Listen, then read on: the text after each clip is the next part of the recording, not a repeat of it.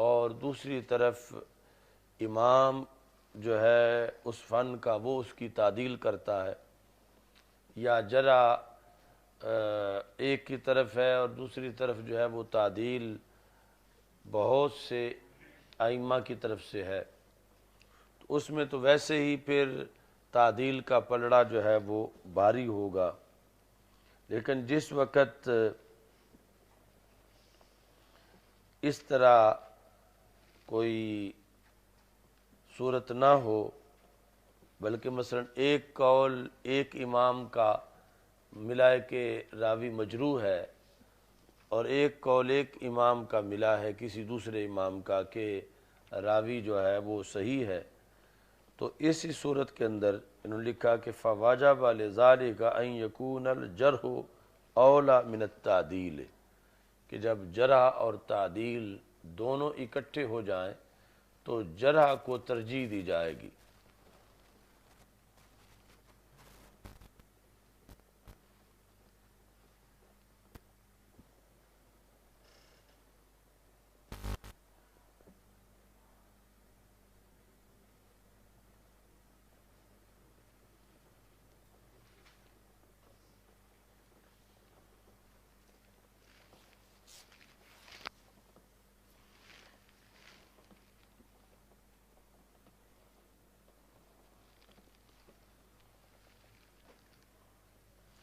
اور اس میں یہ بھی دیکھا جائے گا کہ مثلا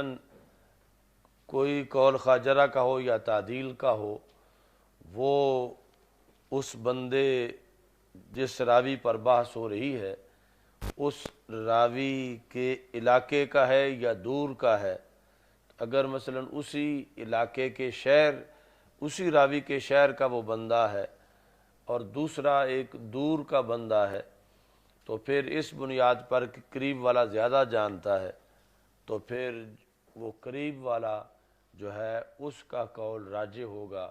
خواہ وہ جرح کے بارے میں ہو یا تعدیل کے بارے میں ہو، بشرطے کہ وہ قریب والا حاسد نہ ہو کسی اور قرینے سے ایسا کوئی سبب نہ پایا جائے، تو پھر جرح اور تعدیل دونوں میں سے وہ قول معتبر ہوگا جو قریب والے نے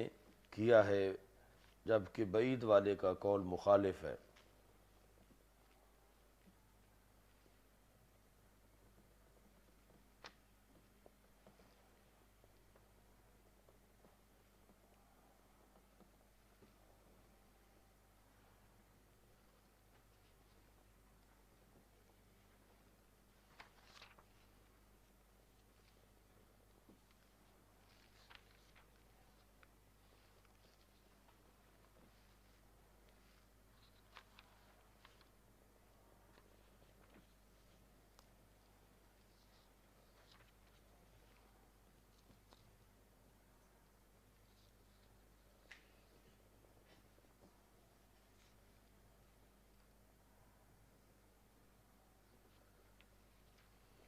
باقی یہ آگے علیحدہ اصول ہے کہ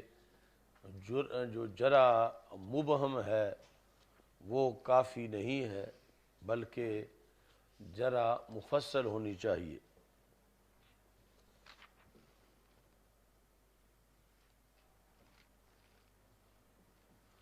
یعنی جرح مبہم یہ کہ مطلقاً کہہ دینا فلاں راوی ضعیف ہے،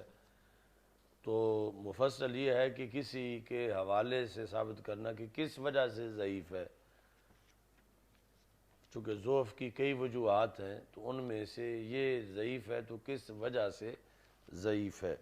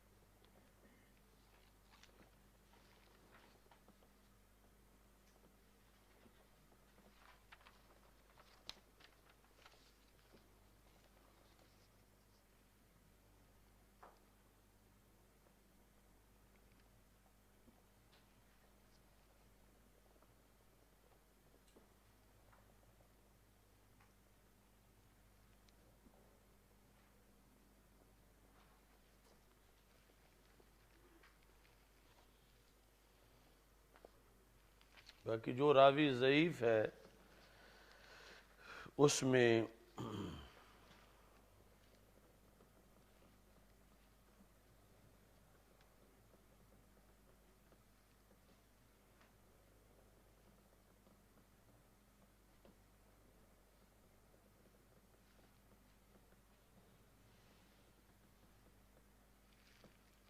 کچھ ضعف ایسے ہیں جو کہ زائل ہو سکتے ہیں، اور کچھ ضعف ایسے ہیں جو زائل نہیں ہو سکتے۔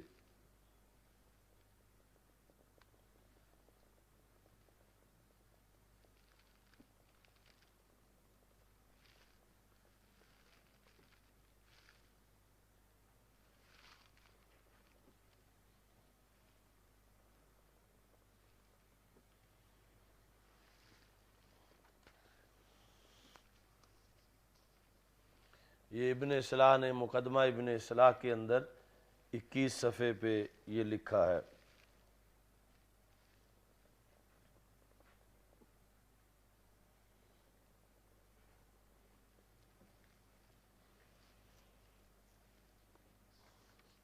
مثال کے طور پر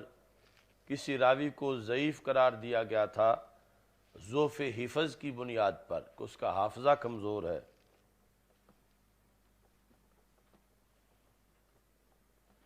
لیکن اس پر اتفاق تھا کہ وہ اہل صدق و دیانہ میں سے ہے،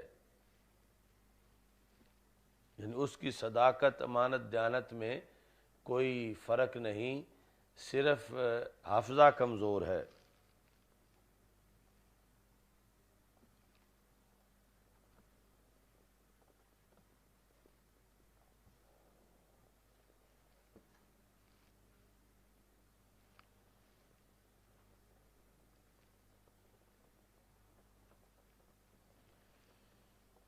تو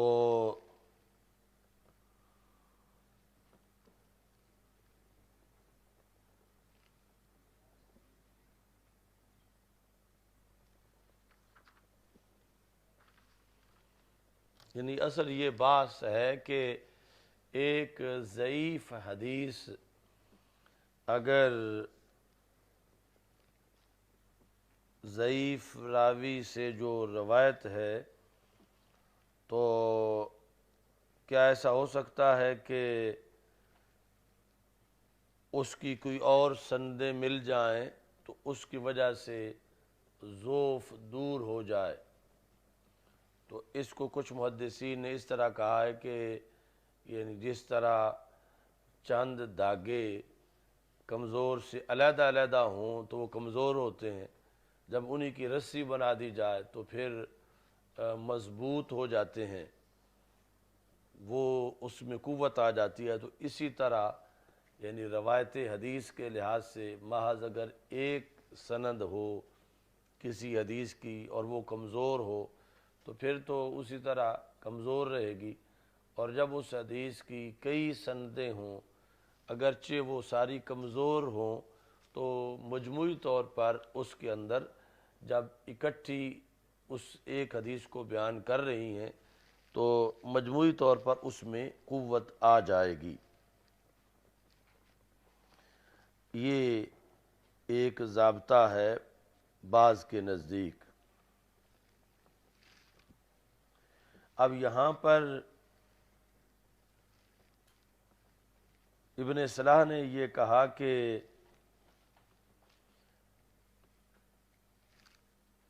یہ جو قوت آتی ہے مشروط طریقے سے آتی ہے،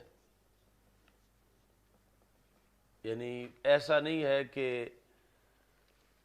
جو بھی ضعیف ہو وہ قوی ہو جائے مختلف سندوں کی وجہ سے، وہ ضعیف مختلف سندوں کی وجہ سے قوی ہو جاتی ہے کہ جس ضعیف کا راوی ضعیف تھا سوء حفظ کی بنیاد پر اور دیانت امانت میں صحیح تھا، تو وہی حدیث کسی ایسے محدث، ایسے راوی سے بھی مل گئی ہے کہ جن کا حافظہ کمزور نہیں، تو اب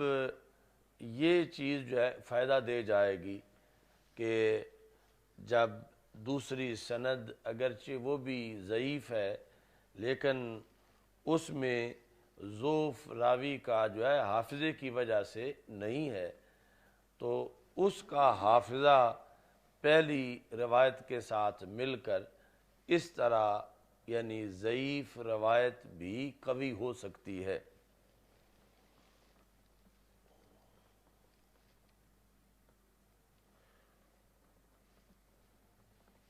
یعنی یہ ہوگا کہ اصل وہ پہلی جو روایت ہے اس میں مضبوطی آ جائے گی کہ جب ہمیں اور طریقے سے مل گیا ہے کہ جس کا حافظہ صحیح تھا اس نے بھی یہی لفظ روایت کیے ہوئے ہیں، یہ حدیث روایت کی ہوئی ہے، تو اگرچہ اس کا معیار اس کے راوی کے برابر نہیں ہے، تو اس کا حافظہ اس پہلے راوی کے ساتھ شمار کرتے ہوئے یہ سمجھا جائے گا کہ اب یہ حدیث ضعیف نہیں رہی بلکہ قوی بن گئی ہے۔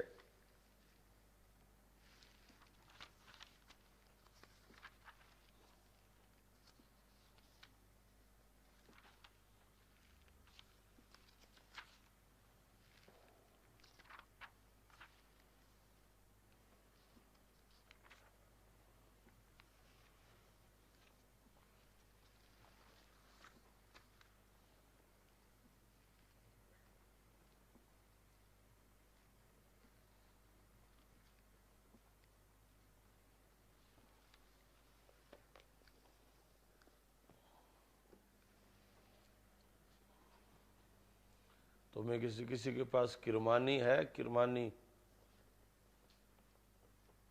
وہ اپنی پہلی جلد نہیں مل رہی، اس میں بھی ضروری بحث ہے۔ اچھا جی،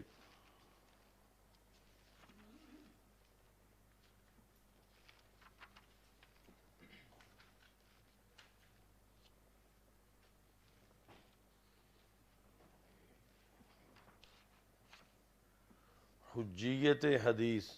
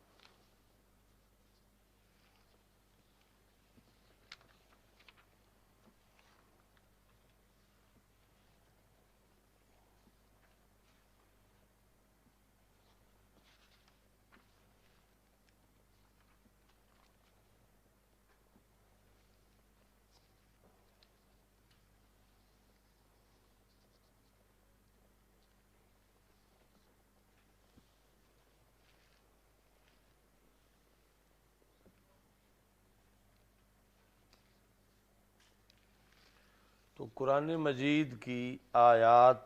کی کئی قسمیں ہیں جس سے حجیت حدیث ثابت ہوتی ہے۔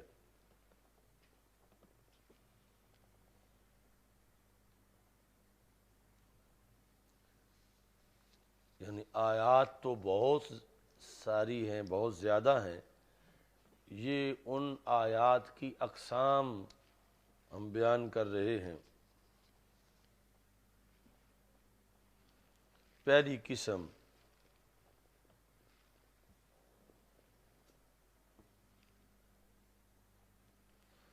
وہ آیات جو کہ رسول اکرم صلی اللہ علیہ وسلم پر ایمان لانے کی فرضیت کو ظاہر کرتی ہیں۔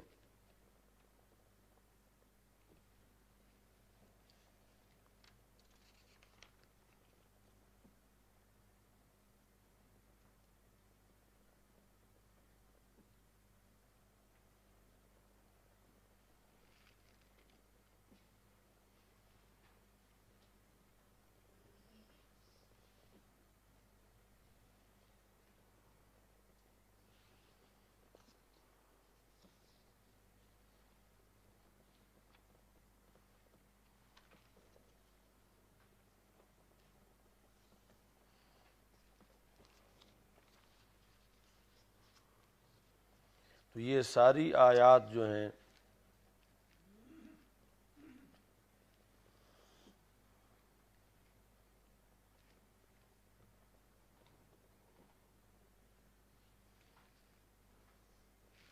ان کا خلاصہ یہ بنتا ہے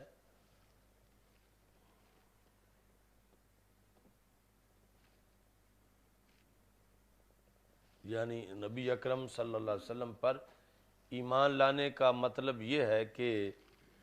رسول اکرم صلی اللہ علیہ وسلم کی ایک تو رسالت پر ایمان لایا جائے، اور دوسرا آپ اللہ کی طرف سے جو کچھ لائے ہیں انسانیت کے لیے اس پر ایمان لایا جائے۔ نبی اکرم صلی اللہ علیہ وسلم پر ایمان لانے کے اندر یہ دو چیزیں ہیں کہ آپ کی رسالت پر اور جو کچھ آپ لے کے آئے ہیں اللہ کی طرف سے انسانیت کی رہنمائی کے لیے۔ اب جو کچھ لے کے آئے ہیں اس کی پھر دو قسمیں ہیں۔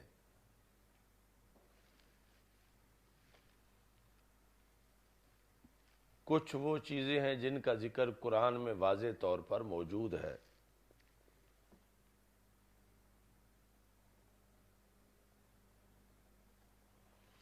اور کچھ وہ ہیں کہ جن کا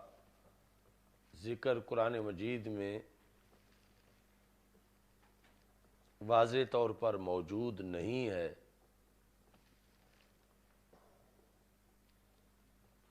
مثلا نماز کا ذکر ہے تو نماز کی رکعتوں کا ذکر نہیں ہے۔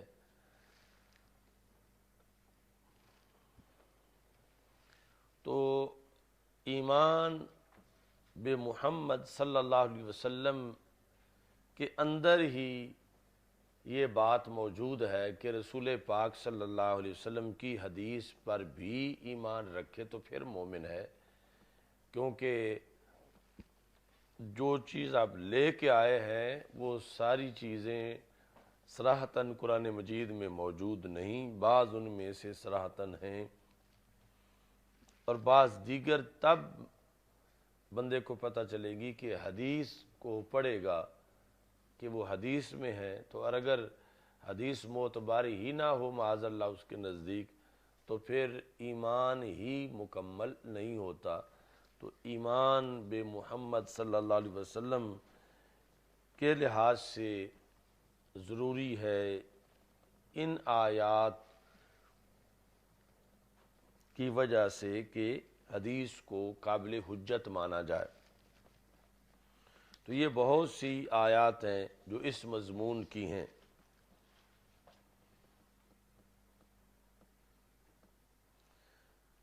فآمنوا باللہ ورسولہ والنور الذی انزلنا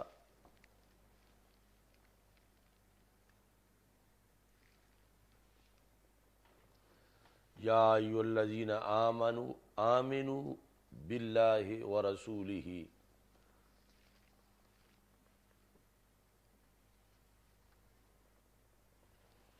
انما المؤمنون الذین آمنوا باللہ ورسولہ۔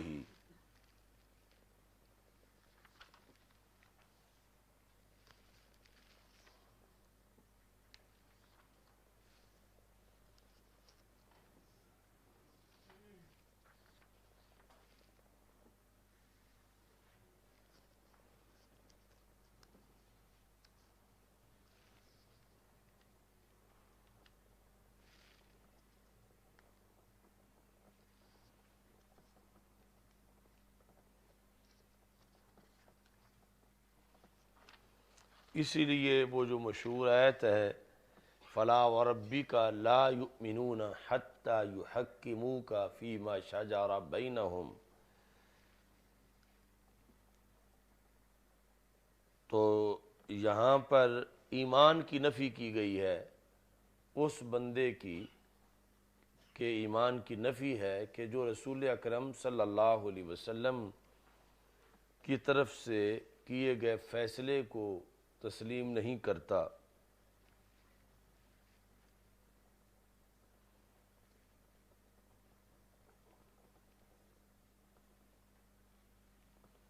اب نبی اکرم صلی اللہ علیہ وسلم سے یہ فیصلہ کروانے کی ضرورت تب پڑی کہ قرآن میں وہ فیصلہ واضح نہیں تھا۔ تو اگر نبی اکرم صلی اللہ علیہ وسلم کی بتائی ہوئی بات یعنی حدیث قابل حجت ہی نہ ہو تو پھر سرکار دو عالم صلی اللہ علیہ وسلم کے فیصلے کو ایمان کے لیے شرط کیسے قرار دیا جا سکتا ہے کہ مومن مومن ہی تب ہوگا جب آپ کے فیصلے کو تسلیم کرے گا۔ تو اس سے پتہ چلا کہ آپ کی حدیث جو ہے وہ قطعی ہے، یعنی حکم کے لحاظ سے ماننا اس کو ضروری ہے۔ یہ تو آگے علیحدہ بات ہے کہ ہم تک پہنچنے کے لحاظ سے وہ کس ذریعے سے پہنچی، کہ وہ سند کمزور ہے یا قوی ہے، لیکن نبی اکرم صلی اللہ علیہ وسلم کی زبان مقدس سے جو لفظ صحابہ رضی اللہ تعالی عنہم نے براہ راست سنے، جہاں راوی کا کوئی دخل نہیں تھا، تو وہ یوں ہی قطعی تھے جیسے قرآن کی آیت قطعی ہوتی ہے۔ یعنی یہ قسم حدیث کی یہ ہم تک پہنچنے کے لحاظ سے بنی ہے کہ فلاں ضعیف ہے، فلاں جو ہے وہ متواتر اور قطعی ہے۔ نبی اکرم صلی اللہ علیہ وسلم کی زبان سے نکلنے کے لحاظ سے ہر حدیث ہی قطعی ہے، اور اس پر ایمان ہو تو پھر بندہ مومن ہو سکتا ہے، جس طرح کہ اس آیت میں بھی واضح طور پر فلا وربک لا یؤمنون کہہ کر اس بندے کے ایمان کی نفی کر دی گئی کہ اگرچہ وہ سارا قرآن مانتا ہو، نماز روزہ کرتا ہو، حج زکوٰۃ کا پابند ہو، لیکن رسول پاک صلی اللہ علیہ وسلم کا فیصلہ جب اس بندے کا کسی سے جھگڑا ہوا اور فیصلہ سرکار دو عالم صلی اللہ علیہ وسلم نے کیا، تو اس نے جب وہ فیصلہ تسلیم نہیں کیا تو اس پر باقی ساری چیزیں ماننا وہ فائدہ مند نہیں ہوگا، کہ ان کی وجہ سے یہ مومن نہیں بنے گا۔ مومن تب بنے گا جب باقی چیزوں کے ہمراہ سرکار دو عالم صلی اللہ علیہ وسلم کے فیصلے کو بھی تسلیم کرے گا۔ اب فیصلہ جو ہے نوبت کیوں آئی کہ سرکار فیصلہ کرے، کہ قرآن کی جو آیتیں اتری ہوئی تھیں ان میں واضح کسی آیت میں تو فیصلہ لکھا ہوا نہیں تھا، تو رسول اکرم صلی اللہ علیہ وسلم نے جو کیا وہ حدیث ہے، اور اگر حدیث ہی معتبر نہ ہو تو پھر جو ہے یہ ہو ہی نہیں سکتا کہ آگے اس چیز کو معاذ اللہ ایمان کی شرط بنایا جائے۔ تو لا یؤمنون کا حکم جو لگایا گیا تو اس بیس پر کہ نبی اکرم صلی اللہ علیہ وسلم کی حدیث قطعی ہے، جو آپ نے فیصلہ کیا وہ قطعی تھا، اور ماننے والے نے جرم کیا، اتنا جرم کہ جس کی وجہ سے ایمان برقرار نہیں رہتا۔ دوسری قسم کی وہ حدیثیں ہیں، دوسری قسم کی وہ آیات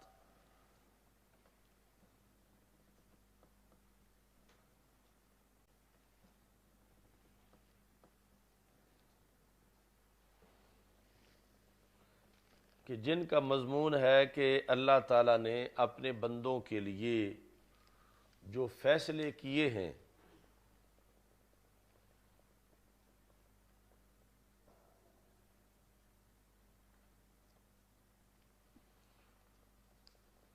ان کی وضاحت جو ہے وہ رسول پاک صلی اللہ علیہ وسلم پر چھوڑ دی گئی ہے۔ پہلا تو تھا کہ فیصلہ ہی سرکار کریں گے، آگے ہے کہ فیصلہ تو رب نے کیا ہوا ہے لیکن اس فیصلے کی وضاحت نہیں ہے، تو وضاحت رسول اکرم صلی اللہ علیہ وسلم اس فیصلے کی فرمائیں گے۔ تو اب اگر نبی اکرم صلی اللہ علیہ وسلم کی حدیث حجت ہی نہ ہو تو پھر فیصلوں کی وضاحت معتبر کیسے ہوگی، اور اگر فیصلوں کی وضاحت نہ ہو تو فیصلوں پہ عمل کیسے ہو سکے گا۔ اس لیے قرآن مجید کی یہ جو آیات کی قسم ہے اس سے بھی پتہ چلتا ہے کہ حدیث کے بغیر گزارا نہیں ہے۔ مثلا سورہ نحل میں ہے، اللہ تعالیٰ فرماتا وَأَنزَلْنَا إِلَيْكَ الذِّكْرَ لِتُبَيِّنَ لِلنَّاسِ مَا نُزِّلَ إِلَيْهِمْ وَلَعَلَّهُمْ يَتَفَكَّرُونَ کہ ہم نے آپ کی طرف ذکر کو نازل کیا لِتُبَيِّنَ لِلنَّاسِ تاکہ آپ لوگوں کے سامنے اس کی تشریح کریں. کس کی؟ ما نزل الیہم، جو لوگوں کے لیے نازل کیا گیا ہے آپ اس کی تشریح کریں اور پھر وہ اس میں غور و فکر کریں. یعنی ویسے تو جو اولین لوگ سامنے موجود تھے سارے وہ تھے جن کی مادری زبان ہی عربی تھی، تو عربی میں ہی قرآن اتر رہا تھا، تو اس لحاظ سے تو وہ سارے سمجھ رہے تھے. لیکن یہ کہ احکام کی تشریح کیا ہے، یہ مثلا لفظ صلاۃ کا معنی تو ان کو آ رہا تھا، مگر رکعتوں کا تو پتہ لفظ صلاۃ سے نہیں چل رہا تھا، یا طریقہ اس کا کیا ہے. تو اس بنیاد پر یعنی تبیین جو ہے اور تشریح یہ باقی تھی ابھی. تو اگر رسول اکرم صلی اللہ علیہ وسلم کا فرمان حجت نہ ہو تو پھر تشریح معتبر کیسے ہوگی، جبکہ تشریح کے بغیر گزارا نہیں. تو اس بنیاد پر یہ دوسری قسم کی آیات بھی ثابت کرتی ہیں کہ رسول اکرم صلی اللہ علیہ وسلم کی حدیث بڑی ضروری ہے اور قابل حجت ہے.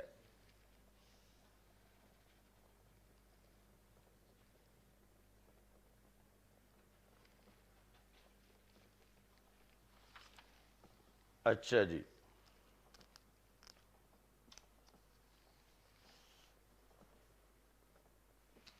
تیسری قسم کی وہ آیات ہیں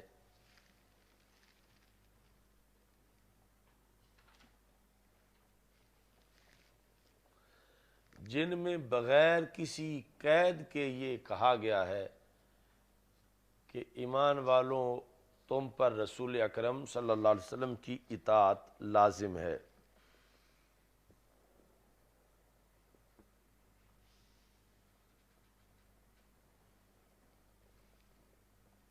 یعنی آپ جو حکم دیں وہ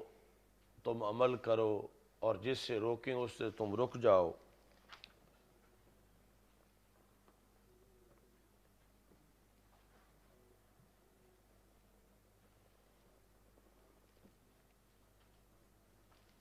مطلقاً یہ بتایا گیا.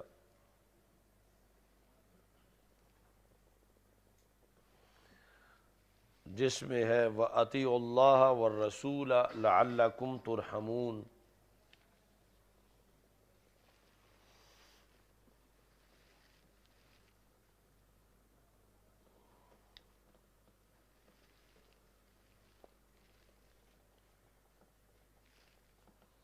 تو اس میں اس طرح کی آیات میں جو اطاعت کا ذکر ہے تو مطلقاً ذکر ہے،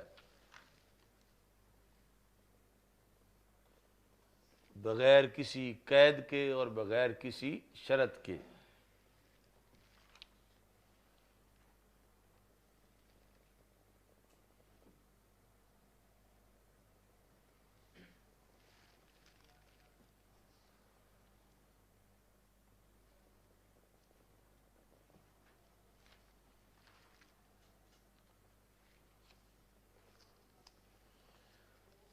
مطلب یہ نہیں کہ یہ جو آپ فرمائیں بطور آیت قرآن وحی مطلوب اس کی تو اطاعت کرو، اور جو وحی مطلوب کے طور پر نہ بیان کریں بطور حدیث بیان کریں اس کی اطاعت نہ کرو. ایسی کوئی تقسیم نہیں ہے، مطلقاً اطاعت کو لازم کیا گیا ہے، خواہ آپ جو پڑھ رہے ہیں وہ قرآن ہو یا قرآن کے علاوہ ہو. تو اگر حدیث قابل حجت نہ ہو تو پھر اطیعوا کے اطلاق پر عمل نہیں ہو سکتا، کہ کیونکہ قرآن مجید نے تو مطلقاً آپ کی اطاعت کا حکم دیا ہے، مقید نہیں دیا کہ جو آپ قرآن پڑھ کے سنائیں اس کی اطاعت تو کرو، اور جو اس کے علاوہ جو وحی غیر مطلوب ہے حدیث اس کے لحاظ سے جو فرمائیں اس کی نہ کرو، ایسی کوئی تقسیم نہیں ہے۔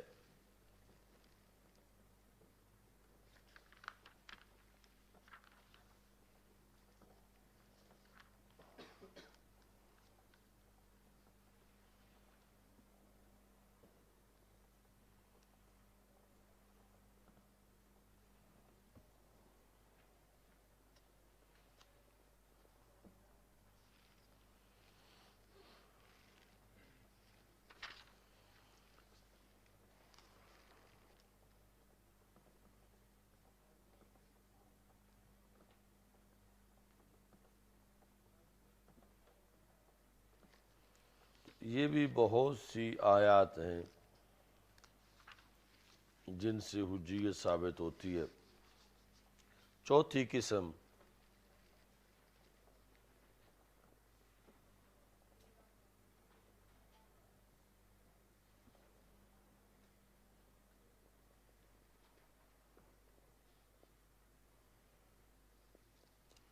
یہ ان آیات کی قسم ہے کہ جن میں یہ بتایا گیا ہے کہ رسول اکرم صلی اللہ علیہ وسلم کی ہر ادا قابل اتباع ہے اور اس کے اندر حسن و جمال ہے، اور وہ تمہارے لیے نمونہ ہے۔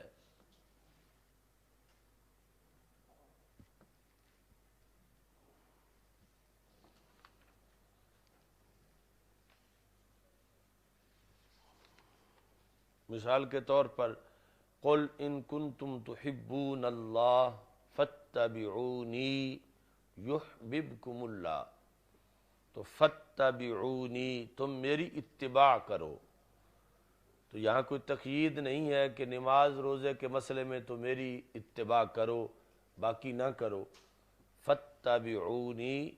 یہ علی الاطلاق ہے کہ میرا قول فعل عمل جو تمہیں ملے تم اس کی اتباع کرو۔ تو اس سے یہ پتہ چلا کہ رسول اکرم صلی اللہ علیہ وسلم کی ہر ادا ہی خوبصورت ہے، اور اس کے اندر جو اس کی پیروی کرے گا اس کا فائدہ ہے، اور آپ کی ہر ادا جو ہے وہ اللہ کو پسند ہے۔ ایسے ہی لقد کان لکم فی رسول اللہ اسوۃ حسنہ،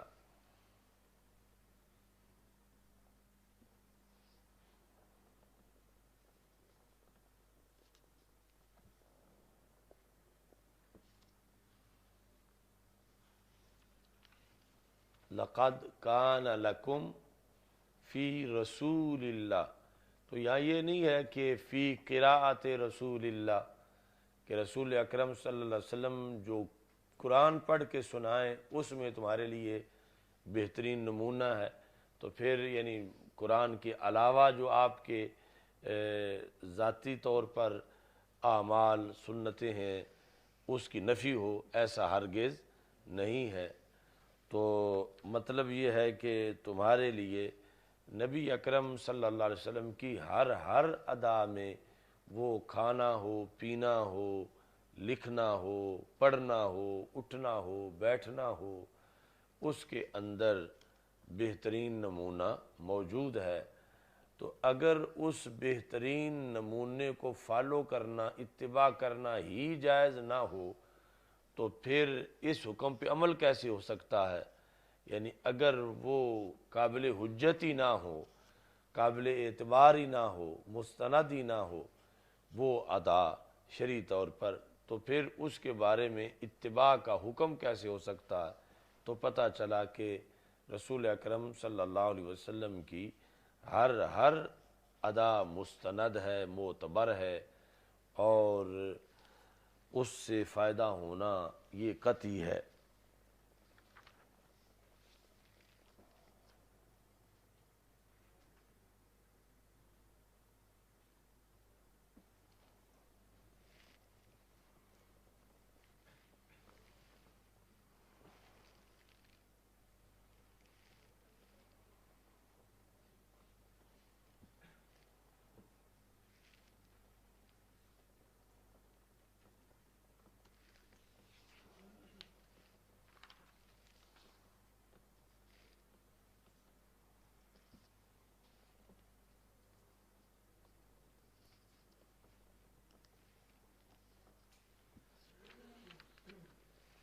پانچویں قسم کی آیات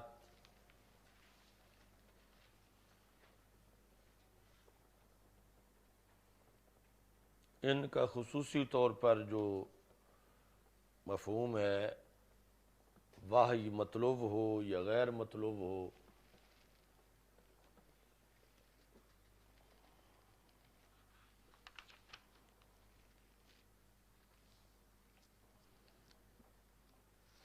اگرچہ پہلے بھی ضمناً اس کا ذکر آیا ہے، تو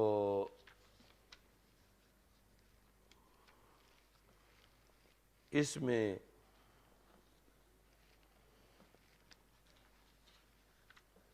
بھی حجیت حدیث موجود ہے۔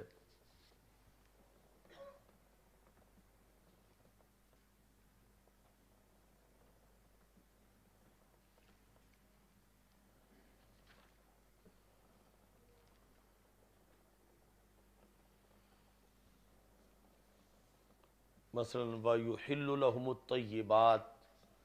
وَيُحَرِّمُ عَلَيْهِمُ الْخَبَائِثَ۔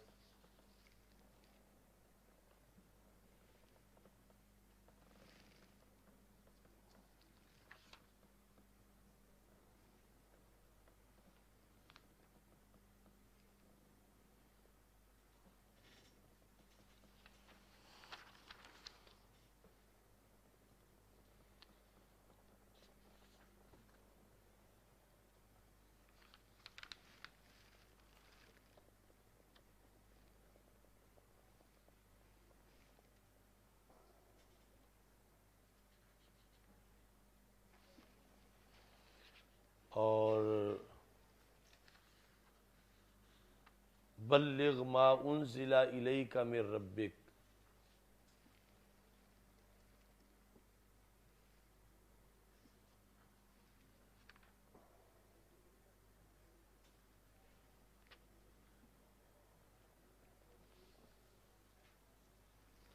تو مجموعی طور پر یعنی یہ جو حجیت حدیث ہے، اس کے اندر جو فلسفہ ہے وہ ہے کہ رسول اکرم صلی اللہ علیہ وسلم کا بے عیب ہونا، اور ہر گھڑی میں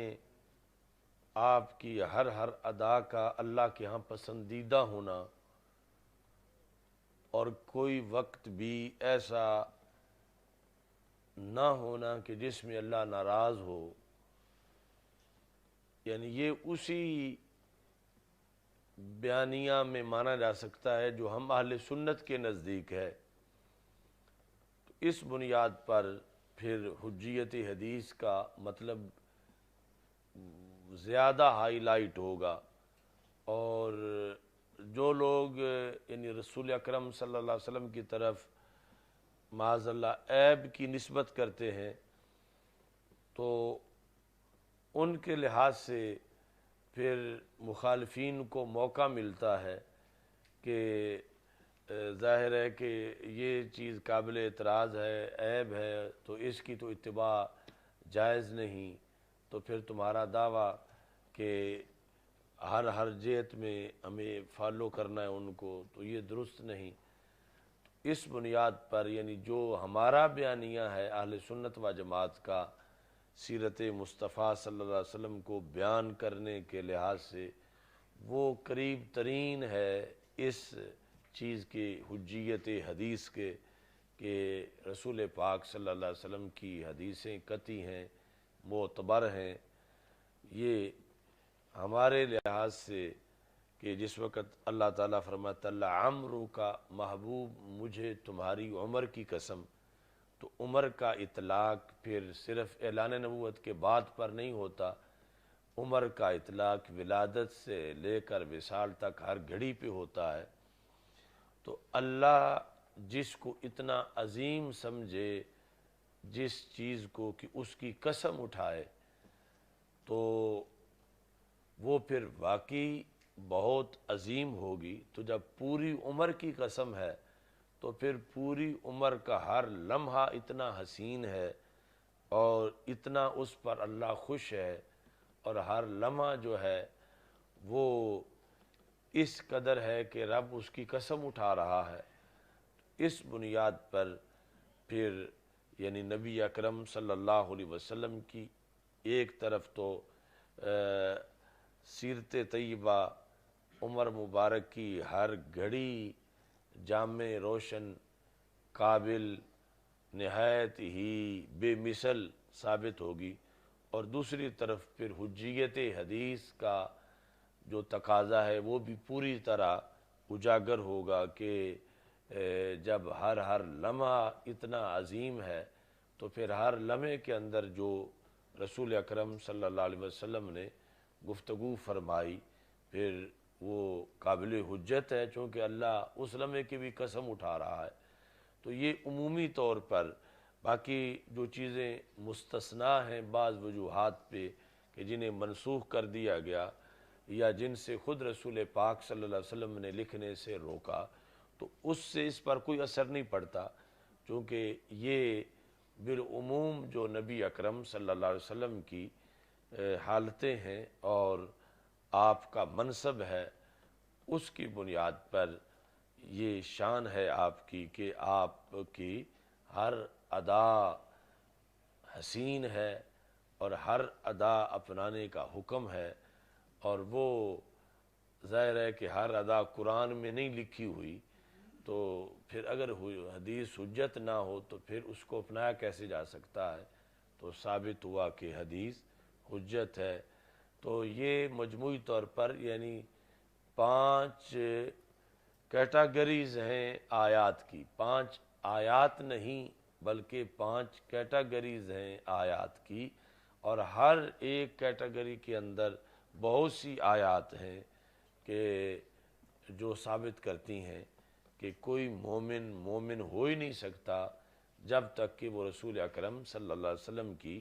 حدیث کو تسلیم نہیں کرتا اور اس کو قابل حجت نہیں سمجھتا۔ تو یہ جو تمہید بخاری کا سلسلہ ہے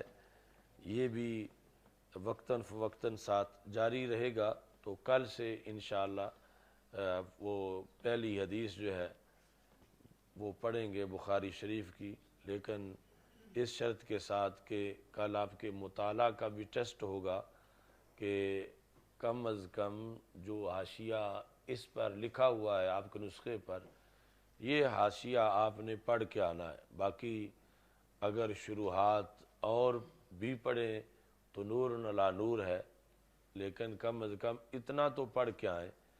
صرف ایک صفحہ آپ کو دیا جا رہا ہے اور وہ کل آپ سے